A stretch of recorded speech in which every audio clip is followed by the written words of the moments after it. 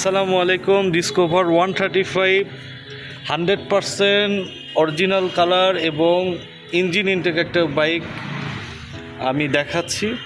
তো বাইকটা বিস্তারিত কেমন আছে না আছে সম্পূর্ণ দেখাবো।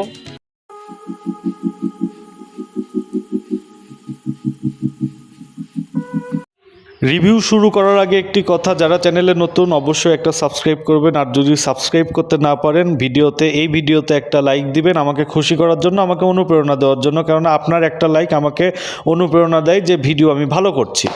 আচ্ছা, বগুড়া ল 11 সিরিয়ালের নাম্বার, যতই অ্যানালগ নাম্বার হোক আপনারা ভয় পাবেন না, আপনারা বিআরটিএ চেক দিয়ে নেবেন, এতে কোনো সমস্যা নেই। এবং নাম পরিবর্তন কিন্তু এই বাইকটা নিলে সম্ভব করে দেওয়া যাবে, আর যদি নাম পরিবর্তন নাও করেন এতেও কোনো সমস্যা নেই, এভিডেভিটের মাধ্যমে দেওয়া যাবে।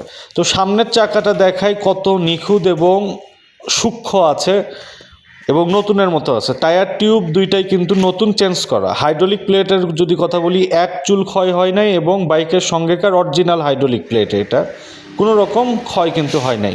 মাঠঘাটতে দেখতে পাচ্ছেন কত ফ্রেশ আছে এবং অরিজিনাল কালার।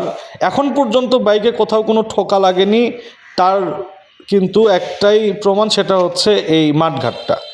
সকাপটা দেখায় কত নিখুঁত আছে এবং সকাপের চেহারা দেখেন, অরিজিনাল কিন্তু সকাপ এটা।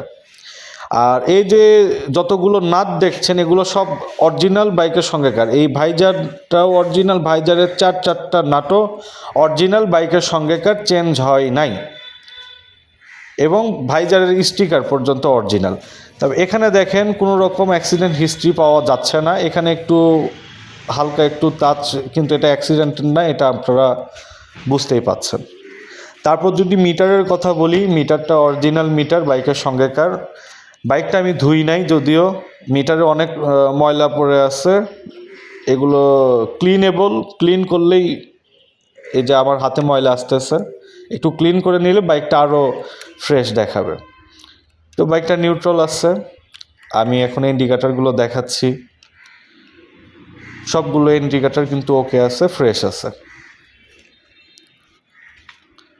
তারপর এই যে ব্যাক প্যানেলটা দেখেন বা ব্যাক লাইটটা দেখেন, কোথাও কোনো জোড়াতালি দেওয়া নাই, কোম্পানি ফিটিংস।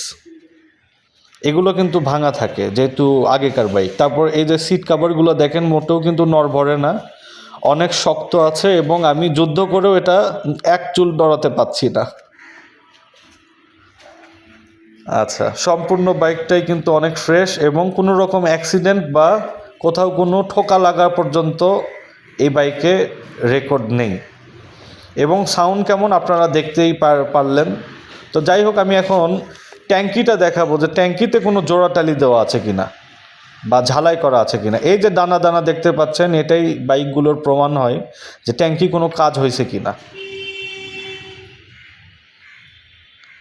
আমি একটু জুম ভিতরে দেখাই, দেখতে পাচ্ছেন কোনো রকম কিন্তু জোড়াতালি দেওয়া নাই, এবং কোনো রকম তেল চোয়াচ্ছে না, মানে আমার বাইকের ট্যাঙ্কিটা লিক নেই, ফুয়েল ট্যাঙ্কটা লিক নেই। এখন আমি ওই পাশের ট্যাঙ্কে একটু চেক করে দেখাবো। এই যে দেখেন, এই পাশে আমি আসলাম, দেখেন কোনো রকম জোড়াতালি বা ঝালাই করা কিন্তু নেই। আমার হাতটা যথেষ্ট ড্রাই, কোনো রকম তেলও চোয়াচ্ছে না।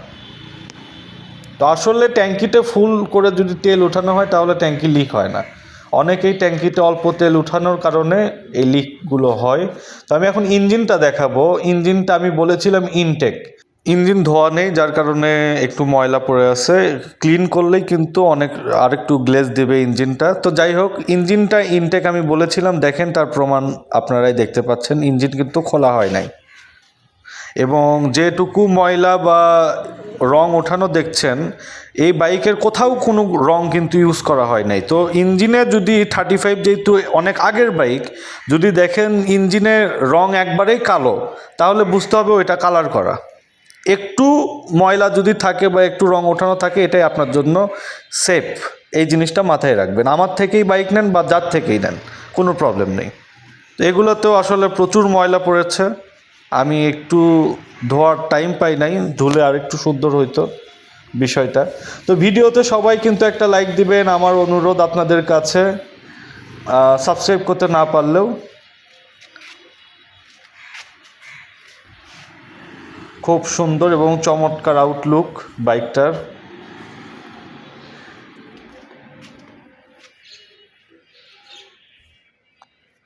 অনেক সুন্দর আছে। সাইলেন্সারেও কিন্তু কোনো রকম রং টং দেওয়া পড়ে নাই। হ্যাঁ, নিখুঁততা কাকে বলে এই বাইকটা দেখলেই বোঝা যায়।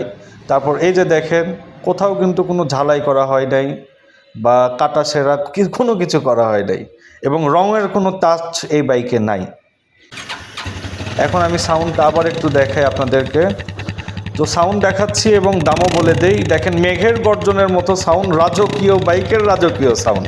সোজা কথা, রাজকীয় বাইকের রাজকীয় একটা সাউন্ড এই বাইকে। আমার কথা হলো এটা, অন্য কোনো বাইকে কিন্তু এই সাউন্ডটা পাবেন না। তো বাইকটা যত ফ্রেশ কন্ডিশনে আছে, অন্যান্য ব্যবসায়ী হলে কিন্তু এই বাইকের দাম অনেক হাই রেট রাখতো। তো আমি বাইকটার দাম দিয়েছি মাত্র 1,15,000 টাকা, এবং কুরিয়ার ভাড়া কিন্তু ফ্রি। সারা বাংলাদেশের যে কোনো প্রান্তে বাইকটা পৌঁছে যাবে, কুরিয়ার ভাড়া ফ্রি। আসসালামু আলাইকুম, ভিডিও শেষ।